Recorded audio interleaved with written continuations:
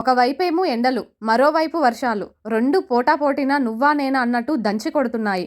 పగలంతా ఎండలు, సాయంత్రం అవ్వగానే వర్షాలు. రెండు తగ్గేదేలే అన్నట్టుగా ఉన్నాయి. ఈ వర్షాలకి మాత్రం చెట్లు చాలా పచ్చగా కనిపిస్తున్నాయి. వాటిని చూస్తుంటే మనసుకి చాలా ప్రశాంతంగా అనిపిస్తుంది. ఈ వర్షాలు పడటంతో మాకు కూడా పక్షులకి నీళ్లు పెట్టే పని తగ్గిపోయింది. ఎందుకంటే ఎండాకాలంలో తప్పకుండా మేము పక్షులకి ఇలా నీళ్లు పెడుతుంటాము. ఈ పక్షులతో పాటు మా ఇంటి సైడ్ కోతులు కూడా వస్తుంటాయి.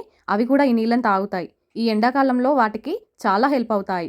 వర్షం పడటంతో మా పిల్లలు కూడా డ్యాన్స్ చేస్తూ బాగా ఎంజాయ్ చేశారు. వర్షం పడుతున్నప్పుడు వేడివేడిగా టీ తాగే అలవాటు ఎంతమందికి ఉందో తప్పకుండా కమెంట్ చేసి చెప్పండి. టీలో ఇలాచి వేసుకోవడం వలన టీ అయితే చాలా టేస్టీగా ఉంటుంది. మీరు కూడా ట్రై చేయండి. టీని మరిగేటప్పుడు చూసినా, టీ మరిగేటప్పుడు వచ్చే స్మెల్ను చూసినా కూడా ఎంతమంది టెంప్ట్ అవుతారో చెప్పండి. టీ అనేది హెల్త్కి మంచిది కాకపోయినా కూడా టీని రెగ్యులర్గా తాగుతాం. అదేనండి, టీ అంటే ఒక ఎమోషన్. అవునా కాదా? మీరే చెప్పండి.